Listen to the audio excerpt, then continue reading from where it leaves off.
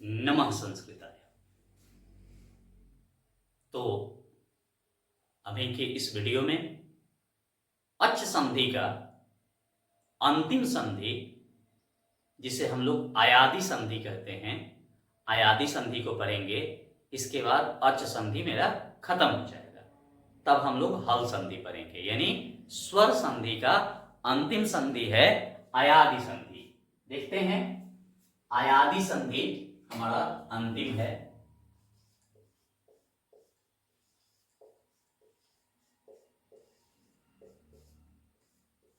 अयादि संधि, अयादि संधि, अयादि संधि जैसा कि मैंने बताया आपको कि अच संधि में यह सबसे अंतिम संधि है। तो इसमें होता क्या है, तो कहता है इसका सूत्र एच्चावय वावः।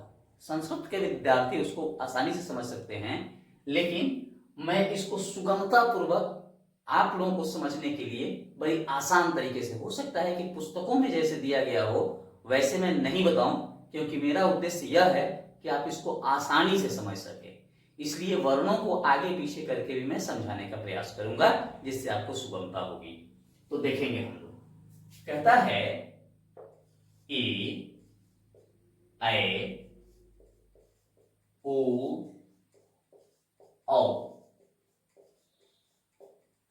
वैसे जब आप लोग पढ़ेंगे, देखिए ए ऐ ओ औ, उसमें आएगा ए ओ ऐ औ, ऐसा करके लिखा रहता है। तो कहीं कहीं हो सकता है कि मैं वर्णों को ध्यान में रख करके, जैसे यन संधि में होता है इक का यन, य व र ल, लेकिन मैंने जब पढ़ाने का प्रयास किया होगा तो प्रयास किए हैं कि य र ल व कर दिया जाए, और समझाने में मैंने उसको स्पष्ट रूप से आपको बताया है। तो य ए ऐ ओ औ के बाद भिन्न स्वर, भिन्न स्वर हो, तो भिन्न स्वर का मतलब कि ए के बाद ए नहीं होना चाहिए, ऐ के बाद ऐ नहीं होना चाहिए, ओ के बाद ओ नहीं होना चाहिए, और औ के बाद औ नहीं होना चाहिए। भिन्न स्वर हो तो क्या करेंगे हम, तो ए का ऐ, ए अगर होगा तो आपको ऐ लिखना होगा। ऐ अगर ऐ हो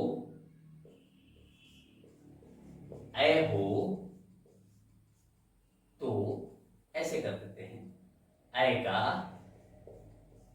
आय, आय, ओ का औ, यहां का है, औ का औ, तथा औ का आओ। हलंत लगा हुआ है, सब में हलंत लगा है, आओ होता है, होता है। यहां मैं सरल तरीके से लिख देता हूं, ए का ऐ, ऐ का आय, ओ का औ, औ का आ। यही संधि है, इच्छा या वावह। तो हम लोग इसको कैसे बनाए देखेंगे। ने जोड़ अनम, इसको जब हम विग्रह करते हैं, वर्ण विच्छेद करेंगे, तो नौ जोड़ ए आ होगा। तो ए आ गया, और ए के बाद क्या है, तो भिन्न स्वर है, ये भिन्न स्वर है, स्थिति खत्म।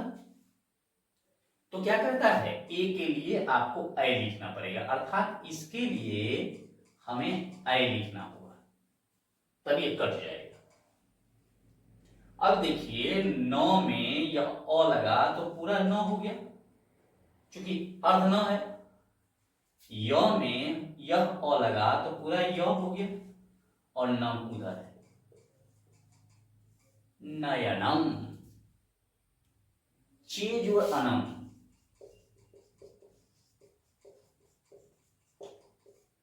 ए जोड़ औ, ए का क्या होगा, ऐ लिखना होगा भिन्न स्वर को। तो इसमें से ए निकल गया, इसलिए च बच गया, च हलन। अब इस च में यह अ लगा तो पूरा च हो गया, इस य में यह अ लगा तो पूरा य हो गया, और नम उधर शयनम, से जुड़ अनम शयनम बन जाएगा। अब बनाते हैं अय का। अय का आय कैसे बनेगा सो देखेंगे हम। गए जोड़ अक, ग का वर्ण विच्छेद किया जाए तो ग जोड़ अय। अय के बाद भिन्न स्वर है तो अय का क्या होगा, आय। ग में आ लगा तो संधि बना गा, य में अ लगा तो बना य, और उधर एक क, गायक। नए जोड़क नायक, नए जोड़ अक, अय का आय हो गया, नौ में आ लगा तो ना हो गया, और य में अ लगा तो पूरा य हो गया, और क तो है ही है, बनेगा नायक। अब बनाते हैं ओ का। ओ का औ, यह कैसे होगा तो देखिए, ओ जोड़ अनम, इसमें से ओ जब निकल जाएगा तो क्या बचेगा, पहलन। ओ के बाद भिन्न स्वर है, ओ के बाद भिन्न स्वर है तो ओ का लिखना पड़ेगा औ। प में अ लगा तो पूरा प हो गया, इस अर्ध व में ये अ लगा तो पूरा व हो गया, और न पवनम, भू जुड़नम, भू जुड़ अनम, ओ अ तो भ हलंत हो गया, और ओ का अ लिखना है बताता है, तो भ में अ लगा तो पूरा भ, व में अ लगा तो पूरा व, भवनम। अब देखेंगे औ का आव बना लेते हैं, औ जोड़ अक, यहां औ है, प हलंत है, कट गया, भिन्न स्वर है तो औ का क्या लिखेंगे, आ, आव। ओ में आ लगा तो पा, व में अ लगा तो व, अक, पावक। ध जोड़क, ध जोड़ अक, धावक, औ का आव हो गया, ध हलंत है, ध में आ लगा तो धा, व में अ लगा तो व, अक, धावक। तो इस प्रकार से हम लोग देखे, ये हमारा बन गया। कुछ ऐसे भी चीज है जिसको मैं बता दूं, अभी केवल आपको लग रहा है केवल अ से बनाएंगे या आ से बनाएंगे, तो हम लोग थोड़ा सा इसमें दूसरा वर्ण से भी बना करके देख लेते हैं।